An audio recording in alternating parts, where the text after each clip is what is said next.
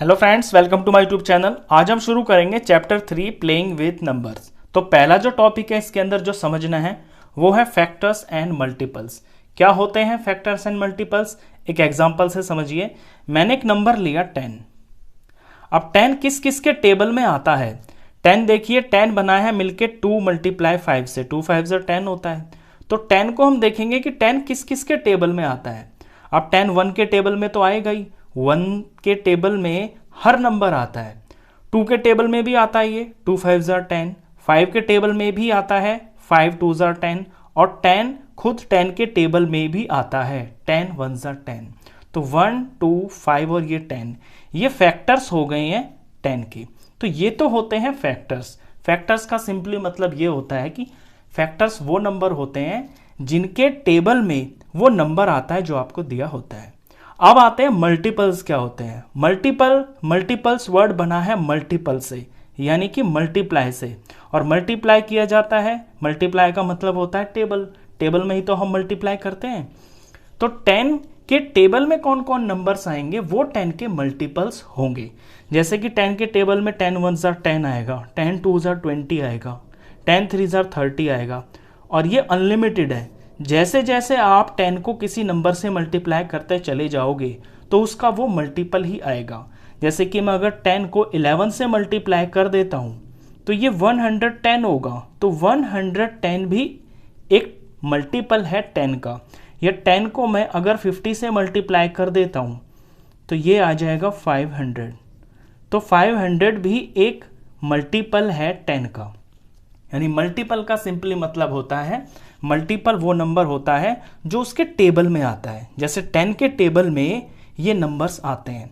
और मल्टीपल्स जो है अनलिमिटेड होते हैं, ये कभी ख़त्म नहीं होते। आप जितने भी बड़े नंबर से इसको मल्टीप्लाई करोगे 10 से, तो कोई ना कोई नंबर हमेशा आएगा। लेकिन फैक्टर्स के अंदर ऐसा नहीं है। फैक्टर्स जो है ये लिमिटेड होते हैं। यहाँ पे 10 के फैक्टर्स सिर्फ ये 4 ही है। इन 4 से अलग ये 10 किसी के भी टेबल में नहीं आता। तो ये होते हैं फैक्टर्स और ये हुए आपके मल्टीपल्स। अब इनसे रिलेटेड कुछ इंपॉर्टेंट चीजें हैं, वो क्या है वो देखिए। Number 1 is a factor of all numbers. 1 जो होता है ये हर नंबर का फैक्टर होता है। यानी 1 के टेबल में तो सारे नंबर आते हैं, आप कोई भी नंबर ले लीजिए, 1 उसका फैक्टर होता है। दूसरी इंपॉर्टेंट बात, number itself is a factor of a given number. जो नंबर होता है ना वो खुद भी उस गिवन नंबर का फैक्टर होता है। जैसे यहां मैंने बताया, यहां पे मैंने नंबर लिया 10, और 10 का 10 भी एक फैक्टर है। यानी जो नंबर आप लेंगे ना वो खुद भी एक फैक्टर होगा उसी नंबर का। तीसरी बात, number of factors are fixed. अभी अभी बताया मैंने कि जो फैक्टर्स होते हैं उनकी गिनती फिक्स्ड होती है। यानी किसी पर्टिकुलर नंबर के फैक्टर्स जितने होंगे वो लिमिटेड होंगे, वो बिल्कुल फाइनाइट होंगे। जैसे 10 के फैक्टर्स यहां पे ये 4 ही हैं, कोई 5वां नहीं हो सकता। चौथी बात, number of multiples are infinite. Infinite का मतलब है असंख्य, जिन्हें हम गिन नहीं सकते, बहुत होते हैं, ये कभी खत्म नहीं होते। जैसे 10 के मैंने मल्टीपल्स बनाए और आपको यहाँ एग्जांपल से भी बताया कि 10 के आप कितने भी मल्टीपल्स बना सकते हैं, ये कभी ख़त्म नहीं होंगे। जैसे जैसे आप नंबर से मल्टीप्लाई करते जाएंगे कोई ना कोई मल्टीपल आता जाएगा। तो जो नंबर ऑफ मल्टीपल्स हैं इनकी कोई लिमिट नहीं होती, ये इन्फिनिट होते हैं। पांचवी बात, फैक्टर्स आर इक्वल टू और लेस देन द नंबर। जो फैक्टर्स होते हैं ना वो या तो छोटा होगा नंबर से या फिर उसके बराबर होगा। यहां एग्जांपल ही देखिए, मैंने 10 के फैक्टर्स निकाले हैं। तो 10 के फैक्टर्स 1 2 5 और 10 आया है। तो ये जो चारों फैक्टर्स हैं इनमें जो 10 है वो इस 10 के बराबर है। 10 एक फैक्टर है 10 का, तो ये बराबर है। और बाकी के जो हैं वो इससे छोटे हैं। छठी बात देखिए, मल्टीपल इज इक्वल टू और ग्रेटर देन द नंबर। अब जो मल्टीपल्स होते हैं वो या तो नंबर के बराबर होगा या फिर उससे बड़े होंगे। देखिए 10 के मल्टीपल शुरू हो रहे हैं 10 से, 10 1 10 हो गया, तो 10 इसके बराबर हुआ 10 के। और बाकी के जो इसके मल्टीपल्स होंगे वो सारे 10 से बड़े होंगे। बस ये इंपॉर्टेंट चीजें हैं इसके अंदर, ये हमें इन्हीं रिजल्ट से पता चली है। चलिए इसके बाद जो नेक्स्ट टॉपिक है वो आता है कॉमन फैक्टर्स। यानी कॉमन फैक्टर्स क्या होते हैं। अब कॉमन का मतलब तो आपको पता है, कॉमन यानी कि जो अगर दो चीजें दे रखी है तो उनके अंदर सेम सेम हो, उसे हम कॉमन फैक्टर्स बोलते हैं। अब एक एग्जांपल से बताता हूं। मैं एक नंबर लेता हूं 6 और एक दूसरा नंबर लेता हूं मैं 12।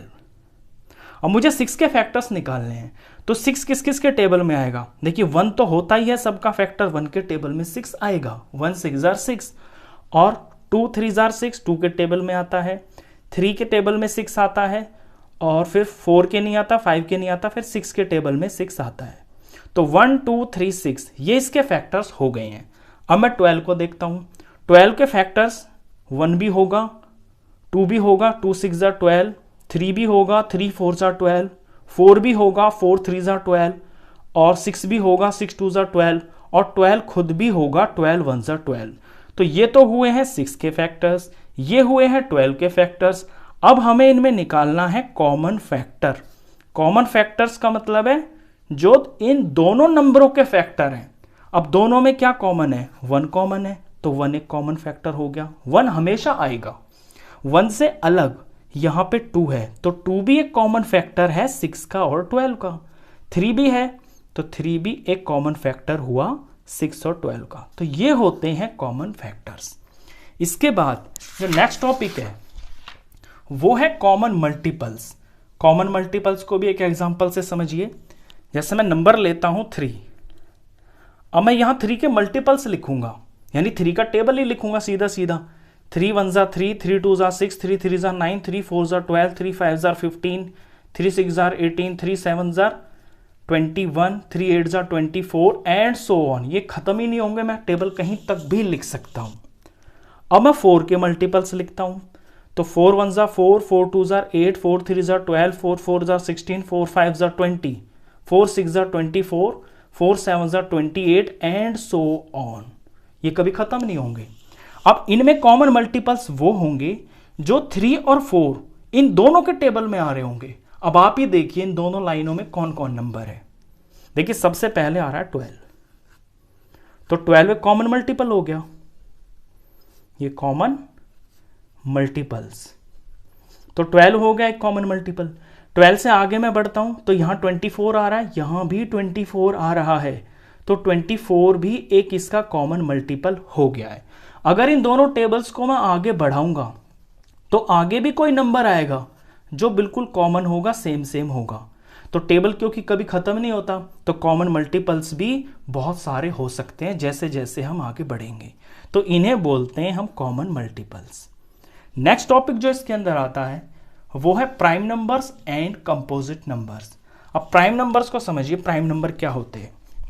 देखिए प्राइम नंबर का सीधा सा मतलब है कि जो अपने से अलग किसी और टेबल में ना आता हो। एक एग्जांपल से बताता हूं, जैसे कि 2 है, 3 है, 5 है, 7 है, 11 है, ये सिर्फ अपने ही टेबल में आते हैं। यानी इनके जब हम फैक्टर निकालेंगे तो 1 और ये 2 ही आएगा। 3 के फैक्टर्स निकालेंगे तो 1 और 3 ही आएगा। 5 के फैक्टर्स निकालेंगे तो 1 और 5 ही आएगा। 7 के फैक्टर्स 1 और 7 ही आएगा। 11 के फैक्टर्स 1 और 11 ही आएगा। तो ऐसे नंबर्स जिनका 1 और उस खुद से अलग कोई फैक्टर ना हो। देखिए 1 तो सबका फैक्टर होता है, 1 से अलग यहाँ पे 2 का फैक्टर सिर्फ 2 है, लेकिन इन 2 से अलग कोई भी तीसरा फैक्टर नहीं है। ऐसे जो नंबर्स होते हैं उन्हें हम प्राइम नंबर्स बोलते हैं। ये सिर्फ अपने ही टेबल में आते हैं, 11 किसी के टेबल में नहीं आता। इसी तरह से 13 है, 17 है, 23 है, ये प्राइम नंबर्स बोले जाते हैं। इसका अलग कंपोजिट नंबर हो गया, ये किसी के टेबल में नहीं आते, अपने से अलग, या फिर 1 के टेबल में आते हैं। कंपोजिट नंबर्स वो होते हैं जो अपने से अलग किसी और टेबल में भी आते हैं। जैसे 4 ले लीजिए, 4 देखिए 1 के टेबल में तो आएगा ही आएगा, ये 2 के टेबल में भी आता है और 4 के टेबल में भी आता है। तो 1 से और इस 4 से अलग ये 2 के टेबल में भी आ रहा है। ऐसे नंबर्स को हम कंपोजिट नंबर बोलते हैं। एक और एग्जांपल लीजिए, 10 है, 1 तो इसका एक फैक्टर होगा ही, ये 2 के टेबल में भी आता है, ये 5 के टेबल में भी आता है और 10 के टेबल में भी आता है। तो खुद से और 1 से अलग इसके 2 और फैक्टर्स आए हैं। तो ऐसे नंबर्स जो अपने से और 1 से अलग कोई तीसरे चौथे पांचवे अलग फैक्टर्स भी होते हैं, उन्हें हम कंपोजिट नंबर्स बोलते हैं। सिंपली भाषा में बोलें तो कंपोजिट नंबर वो नंबर होते हैं जो अपने से अलग किसी और टेबल में भी आते हैं। चलिए, यहां जो प्राइम नंबर होता है सबसे छोटा वो 2 होता है, सबसे छोटा कंपोजिट नंबर 4 होता है। अब यहां पे 1 तो मिसिंग है, 1 तो कहीं है ही नहीं, तो जो 1 होता है ना, ये ना तो प्राइम होता है और ना कंपोजिट होता है। तो इसे हम ऐसे लिखेंगे, 1 is neither a prime number nor a composite number. 1 ना प्राइम होता है और ना ही वो कंपोजिट होता है। चलिए, इसके बाद जो नेक्स्ट टॉपिक है वो है को प्राइम नंबर्स। अब को प्राइम नंबर्स को समझिए कि को प्राइम क्या होते हैं। देखिए, को प्राइम वो नंबर्स होते हैं जो एक दूसरे के टेबल में नहीं आते हैं। एक एग्जांपल बताता हूं आपको, जैसे कि ये 5 हो गया और ये हो गया 13। अब 5 सिर्फ 5 के टेबल में आता है, 13 के टेबल में आता है। दूसरे ये दोनों एक दूसरे के टेबल में नहीं आते हैं। 5 के अगर मैं फैक्टर्स निकालूं तो 1 होगा और 5 होगा। 13 के फैक्टर्स सिर्फ 1 होगा और 13 होगा, क्योंकि 13 के टेबल में 13 आएगा और 1 के में आएगा। 5 जो है 1 के टेबल में आएगा, 5 में आएगा। तो को प्राइम वो नंबर्स होते हैं जिनका कॉमन फैक्टर 1 से अलग कुछ भी ना हो। इसके जो कॉमन फैक्टर्स है वो 1 ही तो हुए, 1 से अलग तो कुछ भी नहीं है। ऐसे नंबर्स को हम को प्राइम नंबर्स बोलते हैं। तो ये को प्राइम नंबर्स होते हैं। एक एग्जांपल और समझिए, जैसे कि 10 हो गया और मैं यहाँ पे 17 ले लेता हूँ। तो 10 के जो फैक्टर्स होंगे 1 हो गया, 2 हो गया, 5 हो गया और 10 हो गया। ये इसके फैक्टर्स हो गए, क्योंकि इन चारों के टेबल में 10 आता है। लेकिन 17 सिर्फ 1 के टेबल में आएगा, या फिर 17 सिर्फ 17 के टेबल में ही आएगा। अब आप यहां देखिए, 1 से अलग इन दोनों में कोई भी कॉमन फैक्टर नहीं है। तो जिन दो नंबरों में 1 से अलग कोई भी कॉमन फैक्टर नहीं होता है वो को प्राइम नंबर्स बोले जाते हैं। इसके बाद जो टॉपिक्स आते हैं वो है आपका डिविजिबिलिटी टेस्ट। डिविजिबिलिटी टेस्ट का मतलब है कि किसी नंबर को हम बिना डिवाइड किए ही ये बता दे कि वो किसी गिवन नंबर से पूरा डिवाइड होगा या नहीं होगा। जैसे मैं 5 to 9 है, मैं डिवाइड नहीं करूंगा, सिर्फ ये देख के ही बता दूंगा, कोई रूल लगाऊंगा मैं यहाँ पे और देख के ही बता दूंगा कि ये 2 से डिवाइड होगा, 3 से होगा, 4 से होगा, 5 से होगा या नहीं होगा। उसके लिए कुछ टेस्ट होता है, कुछ रूल्स होते हैं, इन्हें हम डिविजिबिलिटी टेस्ट बोलते हैं। तो ये जो टॉपिक है ये हम सेपरेटली नेक्स्ट वीडियो में कवर करेंगे। और डिविजिबिलिटी टेस्ट से ही रिलेटेड है प्राइम फैक्टराइजेशन। हम किन्हीं नंबर्स का प्राइम फैक्टराइजेशन करते हैं, उसमें हमें डिविजिबिलिटी टेस्ट की जरूरत पड़ती है। और प्राइम फैक्टर से ही हम HCF निकालते हैं और LCM यानी हाईएस्ट कॉमन फैक्टर निकालते हैं और लोएस्ट कॉमन मल्टीपल निकालते हैं। ये सारे के सारी चीजें प्राइम फैक्टर से निकलती हैं। और प्राइम फैक्टर्स हम तब ढंग से कर पाते हैं जब हमें नंबर्स की डिविजिबिलिटी टेस्ट की नॉलेज होती है। तो ये चारों चीजें हम अपनी नेक्स्ट वीडियो में सेपरेटली कवर करेंगे। इस वीडियो में बस इतना ही, तो मिलते हैं फिर नेक्स्ट वीडियो में। तब तक के लिए गुड बाय।